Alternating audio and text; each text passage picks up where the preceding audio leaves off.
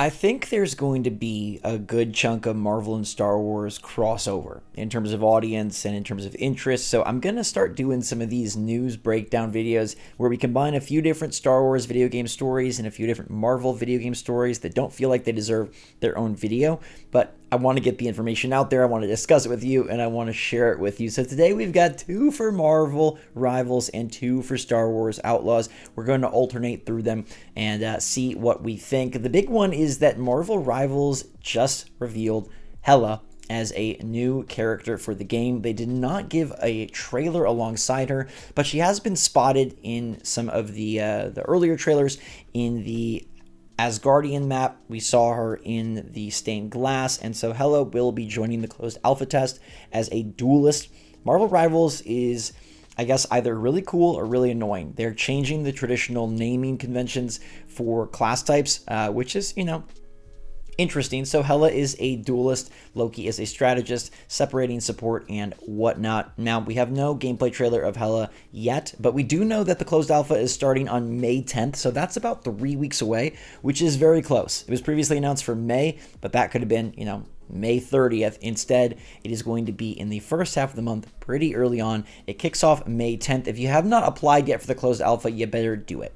May 10th is going to be a Friday, the second Friday in May, and I would get that application in because I don't know how they're pulling from it. If it's going to be randomized based on first come, first serve, who knows? I still have not gotten into the Hades 2 technical test, even though I applied for that like right after it went live. So maybe it is, these things are random. Maybe they just, I don't know, pick names out of a hat. Maybe they go alphabetically. I don't know. But Hela has been added to Marvel Rivals, and we'll get to Loki because he has more details and more info. But I want to talk to you a little bit about Star Wars Outlaws next and the Ashiga clan. So we got more details from Ubisoft via Game Informer on the Ashiga clan. Game Informer is doing sort of their whole big month of coverage for this game. And the Ashiga clan is a created syndicate for this game. And Ubisoft details how they had multiple calls with Lucasfilms to establish and design this faction, and they are part of the fiction. So everything that's designed in Star Wars Outlaws is part of Star Wars lore, and that includes the Ashiga clan. The Ashiga clan take home on Kijimi, and they are at a crossroads apparently. So they've got a very strict hierarchy, a very strict structure, and it's because it is a hive of Melito species. Now, these were first introduced in The Force Awakens. Sarko Plank was the character. They're like ant creatures, and that's why we see the helmets on the Ashiga clan hiding something, and it is basically a bug head. No wonder they have such big helmets. But they talk about how Ubisoft wanted to think of how would a crime syndicate that is essentially operating like an anthill, what would that be like? And so they say it has a lot of long tradition, a very strong structure, and there's a lot about like putting the hive before the individual. So honestly, it does sound to be like pretty typical, but they said that they wanted to make some aspects to help it stand out as a unique syndicate, and that it is sort of at this crossroads and they don't have agreement on how to go forward. So I think wooing this hive will be very powerful, but maybe you can help sort of guide them. And given that it is the created syndicate, maybe there's a little bit more leeway in terms of like, okay, they can go completely north, they can go completely south. And I don't mean in terms of actually moving, but like you can negatively or positively impact this faction. And maybe since it is Ubisoft's faction, you can, help dictate sort of the way their story is told, the way their story goes. We didn't get any notes on like their leader or main characters or anything about, how they're going to interact with Kay and Nyx. But we do now know a little bit more about their species and a little bit more about the setting. They're going to be in Kijimi, and they are very confused apparently, but very strict. I like them, and I'm eager to probably work with them above the Pikes, but below maybe everybody else. Anyways, back to Marvel Rivals for a bit. Loki is here. Now, we got a trailer, a look at Loki, a gameplay reveal, and he is a strategist, which, as I described, is basically their word for support. He's got pretty low health in comparison to the tanks. We've seen tanks with like 750 to 1,000 health. Loki's sitting at 250 health. He does have some heal abilities, and then he is more of a long-range mage with his major overarching mechanic being clones and transforming. So Loki will be able to fire from his staff.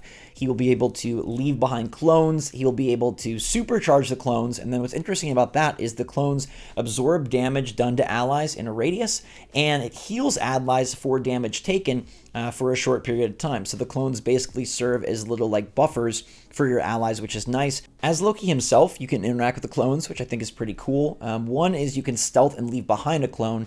That way you get a little bit of invisibility. The clones have the same health as Loki, so they do provide a not so squishy target, but at least a replacement for Loki to get out of the way. You can also swap places with your targeted clone, which is pretty cool, so that you can move around the battlefield. And then Loki's ultimate ability, as we have seen before, is the ability to transform into a different hero and gain all of their abilities. So he'll target someone, gain all of their abilities, and function as a clone of that character as opposed to Loki himself. So a very nifty addition to the Marvel Rivals lineup. I gotta say, I think Loki looks so Overwatch to me. The way that his staff works and just kind of the way I perceive it to feel on the mouse is very Overwatch. I mean, this really is going to, in my opinion, need to do some good stuff to stand apart. Not just changing the names of the class archetypes, not just bringing in the Marvel characters. Maybe that'll be enough for some, but to really exist and thrive in a pretty crowded space, the gameplay is going to need to distinguish itself and differentiate itself. And I'm eager to see more. This closed alpha is very close. We'll get to play it for ourselves and obviously record it and play it on the channel. Hopefully they don't have some sort of limit on footage. It looks beautiful. It will have, microtransactions, I'm sure, but can the gameplay rise above? Now, I guess that similar question can be asked of Star Wars Outlaws. Can the gameplay rise above? Because it does seem like they're putting in all of the extra work to make this a truly awesome and natural Star Wars adventure. There's another discussion about ND5, who is a very awesome character that I think everybody was kind of drawn to in the early trailers. This is the BX Commando droid that works with Jaylen, and he joins Kay early on and helps teach her about the world. So he's basically like your mentor, your tutorial of the different planets as you proceed. Not like literally, I don't think he's going to be like, press A to summon your little creature Nyx, but he will bring his baggage along with him. And something that I thought was super interesting as Ubisoft discussed ND5 in more depth is that he's seen a lot. He's got this big scar on his chest. He wears that coat to try to cover it up. He hunches over a little bit. Like, he's got a lot of baggage and he's got a lot of emotion going on, which might not be something you typically expect out of a droid. And that is where I think they're going an interesting direction with him, to try to give him personality, to try to give him emotion, and to try to make you probably feel empathetic towards this droid that has taken his scars and is trying to be an enforcer for Jaylen, but maybe he has a softer side. That's sort of what I gather, is that ND5 is going to really want to protect Kay, and maybe even protect Kay sacrificially later on in the game. We'll have to see. But it's really interesting that Ubisoft did want to make him such an emotionally diverse character. I mean, he's on the key art for the game, so he clearly is a major player, and I think he's going to be someone that we really do fall in love with. I think it's cool to take just one of these Clone Wars droids and really try to dress him up, not just literally with the jacket, yes, but also with a personality, and to make him very, very memorable. I'm kind of putting a lot of hope into him for the story. I don't think Nyx is going to say much, obviously. I don't know that Sliro is going to be, a world-class villain on the scale of Darth Vader or Emperor Palpatine.